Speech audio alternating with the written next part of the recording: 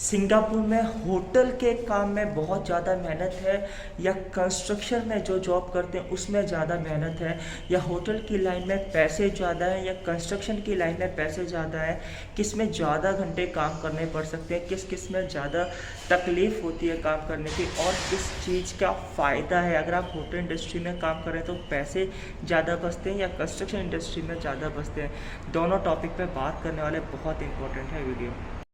Y la cosa suena ra. Y la cosa suena ra. Scooby Doo pop.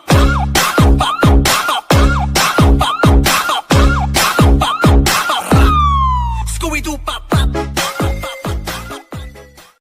Hello मेरे दोस्तों, कैसे हैं आप लोग। मेरी उम्मीद है, मेरा विश्वास आपके साथ है, सब कुछ अच्छा और बेहतर होगा। जैसे कि आपने थंबनेल से देखा होगा कि यार काफ़ी सवाल ऐसे आते हैं कि सर सिंगापुर में होटल इंडस्ट्री ज़्यादा टफ़ है या कंस्ट्रक्शन इंडस्ट्री ज़्यादा टफ़ है।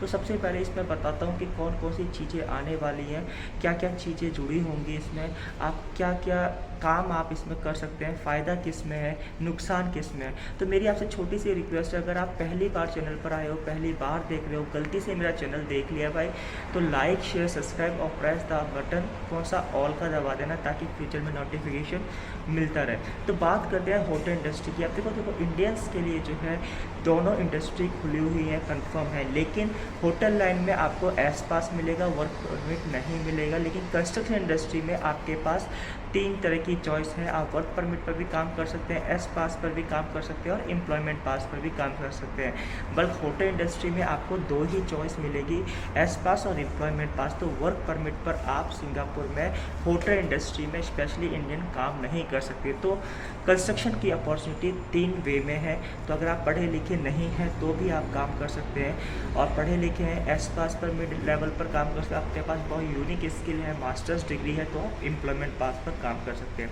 ऐसा होटल इंडस्ट्री में नहीं होता, but S pass and employment pass. S pass majority 90% लोग एस पास पर काम करते हैं, 10% एम्प्लॉयमेंट पास है। बट कंस्ट्रक्शन इंडस्ट्री में 50-50 चलता है, क्योंकि कंस्ट्रक्शन इंडस्ट्री बहुत ज़्यादा बड़ी इंडस्ट्री है कंपेयर टू होटल इंडस्ट्री से। ठीक है, अब बात करते हैं सैलरी वाइज की। तो देखो ऐसा होता है कि जो सैलरी है वो कम करती है एवरेज की। तो आप होटल इंडस्ट्री में काम करेंगे, आपकी सैलरी 2000 के आसपास होगी और 3000 तक पहुंच सकती है। और एम्प्लॉयमेंट पास मैंने बताया बहुत कम लोग होते हैं, तो जिसकी एम्प्लॉयमेंट पास सैलरी ज़्यादा होती है। कंस्ट्रक्शन इंडस्ट्री में आपकी सैलरी 700 से लेकर $6000 तक हो सकती है, क्योंकि आपका परमिट डिफर करता है कि अगर आप वर्क परमिट पर हो तो 800-900, अगर आप एस पास पर हो तो 2500 और एम्प्लॉयमेंट पास पर हो तो 5000-6000। वो एक यूनिक स्किल होती है। अब बात करते हैं लंबे आवर्स पर। तो देखो ऐसा होता है, होटल इंडस्ट्री में थोड़े लंबे आवर्स ज़्यादा होते हैं, लेकिन कंस्ट्रक्शन इंडस्ट्रीज़ में आपको 8 घंटे ही काम करना पड़ेगा, आगे 2 घंटे की ओटी होती है अगर होता है तो। अब बात करते हैं कि इन्वायरमेंट। तो देखो ऐसा होता है, होटल इंडस्ट्री में बहुत प्रेशर वाला इन्वायरमेंट होता है। अगर आपका बुफे में है तो भाई आपको बुफे में अगर आपको काम करना है तो आपको बहुत प्रेशर रहेगा कि ठीक है। लेकिन कंस्ट्रक्शन इंडस्ट्री में ऐसा प्रेशर नहीं होता है, फिजिकल वर्क थोड़ा ज़्यादा होता है, लेकिन लंबे आवर, लेकिन संडे को आपको छुट्टी मिलेगी ही मिलेगी कंस्ट्रक्शन इंडस्ट्री में 99%, क्योंकि ये लॉ है। और होटल इंडस्ट्री में कोई ऐसा लॉ नहीं है कि आपकी संडे को छुट्टी मिले। आप अपने ड्यूटी रोटास के हिसाब से आप अपना जो स्टाफ है उससे कोलैबोरेट करके आपको छुट्टी मिलेगी, कि आपको मंडे को मिलेगी या ट्यूसडे को मिलेगी, इस तरह से। ठीक है, सेविंग्स की बात करूँ तो होटल इंडस्ट्री में ज़्यादा सेविंग्स हो जाती है, ये सच है। अब क्यों सेविंग्स हो जाती है कि यार खाना पीना रहना होटल इंडस्ट्री वाले प्रोवाइड कर देते हैं, और जहाँ पर आप काम करते हो खाने की तो कोई प्रॉब्लम नहीं। अगर खाना आपको फ्री मिलता है तो $400 से $500 महीने के आप सेव कर सकते हो, वो कंस्ट्रक्शन इंडस्ट्री में नहीं होता। तो थोड़ा सा ये नुकसान है कंस्ट्रक्शन इंडस्ट्री वालों के लिए और फ़ायदा है होटल इंडस्ट्री वालों के लिए। अब बात करते हैं कि भाई फ्यूचर किस में है। तो देखो भाई फ्यूचर दोनों ही इंडस्ट्रीज़ में है।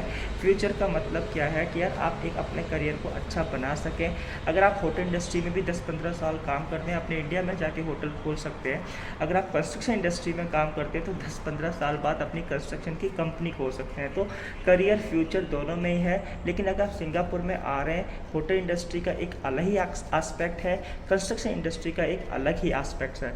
तो देखो दोनों ही इंडस्ट्री बढ़िया है। अब बात करते हैं, कुछ लोगों का मन होटल इंडस्ट्री में लगता है, होटल इंडस्ट्री में कुछ लोगों का मन नहीं लगता है सर्विस इंडस्ट्री में, क्योंकि उन्हें प्रेशर इन्वायरमेंट में काम नहीं करना पड़ता है। तो भाई ये आपके ऊपर है कि आपको कहाँ पर अपना करियर बनाना है, होटल इंडस्ट्री में बनाना है या कंस्ट्रक्शन इंडस्ट्री बनाना है। दोनों की इंडस्ट्री ही अपनी जगह पर बहुत अच्छी है और अपने ही जगह पर उनका मेरिट्स भी, उनके नुकसान भी हैं। तो ये आप सोच समझो कि मैं कहाँ पर काम कर सकता हूँ। कभी कभी आपको होटल इंडस्ट्री में सुनने को बहुत ज़्यादा मिलता है, अपने मैनेजर, सुनने का मतलब क्या है कि आपका जब काम करोगे तो आपका मैनेजर आपको बहुत बोलेगा, जो कंस्ट्रक्शन इंडस्ट्री में इतना नहीं मिलता है, क्योंकि आपको होटल इंडस्ट्री में रोज़ ही मिलेगा सुनने को। तो ये चीज़ें होती हैं होटल इंडस्ट्री में। और कंस्ट्रक्शन इंडस्ट्री में आपको प्रोजेक्ट के हिसाब से काम मिलता है, तो अगर प्रोजेक्ट में आप कुछ गड़बड़ी करते हो तो सुनने को मिलता है, नहीं तो नहीं। आई होप सो आपको वीडियो अच्छी लगी होगी। वीडियो अच्छी लगी तो like share subscribe. Thank you for watching this video.